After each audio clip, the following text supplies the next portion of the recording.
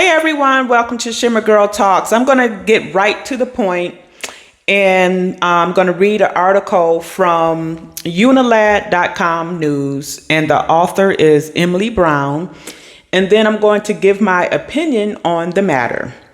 So, woman strangled to death while visiting convicted murderer husband in prison. Stephanie Diane Dowles was visiting her husband behind bars at Mule Creek State Prison in Leon, maybe, when she passed out. That's what it says, passed out. Prison officials are investigating the death of a 62-year-old woman who died of strangulation while visiting her husband at a prison in California. Stephanie Diane Dowles, who also went by the name Stephanie Brinson, died in November after she went to visit her husband, 54-year-old David Brinson, behind bars at Mule Creek Prison in, I'm sorry, I don't know how to pronounce that, Leon maybe, or Lone. The 62-year-old hairdresser had gone to the prison overnight to spend time with Brinson, who is serving 4 consecutive life terms without the possibility of parole after he was convicted in the 1990s for murdering 4 men during a robbery. At 2:04 a.m. on November 13th, Brinson called prison officials to tell them his wife had passed out.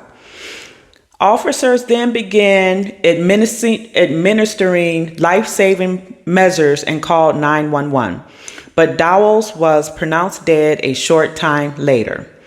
The Amador County Sheriff's Office confirmed Dowles' cause of death was strangulation and ruled the incident a homicide. You think? However, her death remains under investigation by prison officials and the district attorney's office.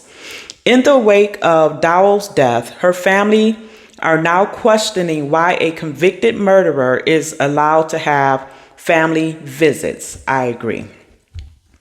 Speaking to NBC News, Dowles' son, Armand Torres, and his wife, Natalie Jimenez, claimed that Brinson accounts of the events kept changing in the days after Dowles died. And I'll leave it at that. This is tragic, to say the least. And my opinion is not going to be a popular opinion. I'm not happy or sad that this woman met her demise this way. But, of late, well, I guess I spend a lot of time in certain forums online, and, and it's inevitable that you see certain topics concerning black women and the types of men that they truly go for. And one thing that I think people need to understand is that many black women, I didn't say all, but many black women tend to like the so-called Pookie, Ray, run types. You hear a lot of men saying that, you have men who get more panty draws and respect going to prison or coming out of prison than you do the men who, go to school to, to be a techie or, something respectable.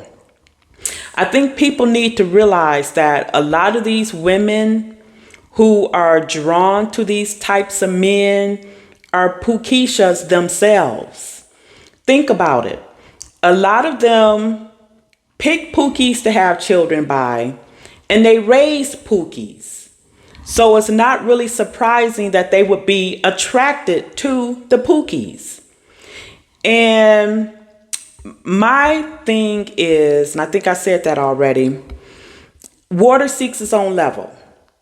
Like attracts like. And the fact that this woman was 62 years old and still drawn to this type of man pretty much tells you all you need to know about the mindset of a lot of women within our community. And one thing that is confusing a lot of women, and I read the comments online. As I said, they pick the Pookies to have the children with. Those are the men that they are literally attracted to. You know, the shiftless, you know, half a job, barely working, maybe the drug dealers, his pants are off his butt. He drives a Hellcat, wear the Timberland boots. Those are the men that the women get wet for. But then after all is said and done, these women are done running the streets. The Pookies are not trying to marry them, which, by the way, as I said, these women raise these Pookies. The mother is the first teacher of children. And a lot of these women are not raising their sons or their daughters to revere marriage. So after a lot of these women are done running the streets after these types of men, that's when they want to circle back to the cornballs, the corny guys. It looks like he knows where his birth certificate is, in reference to Michael B. Jordan. When some woman said that he seems like the safe guy. A lot of women don't want the safe guy when she's young and vibrant and hot and a baddie. They don't want the safe guy because the safe guy is boring. The safe guy is going to not put standards on her, but she's going to have to be accountable in some way. That's not how I really wanted to word it. So, but the Pookies, a woman doesn't have to be in control of herself. She can be as chaotic as she wants to be because he's about chaos. And that way she doesn't have to think about her actions until those actions come home to roost. And that is what happened, unfortunately, to this woman. That, you know, maybe she didn't have any other options.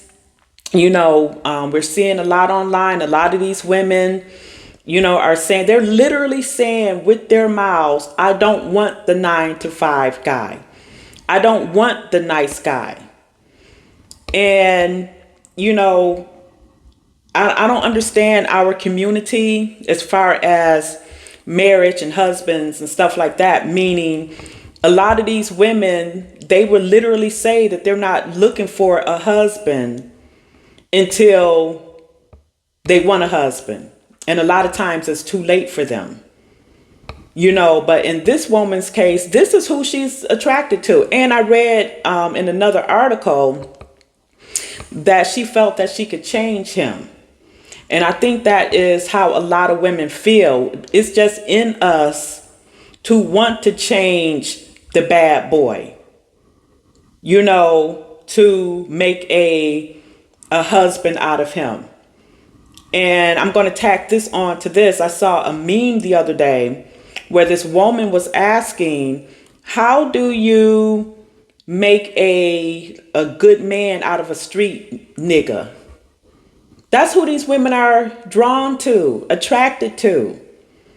And I have to wonder, why is this so prevalent within our community? What is it about the bad boy that attracts women? And it's not just black women, obviously. You have women of other races. When you had serial killers in prison and you had women wanting to knock their doors down, I don't get it. I literally don't get it. I think some women are so arrogant within themselves that, oh, I'm such a good woman, a good catch, that I can change this man. I think he's hot, so I want to be able to change him into a good man just for me. I don't know what it is. But that was my topic for today. Tell me what you think. Chime in below and I'll talk to you later.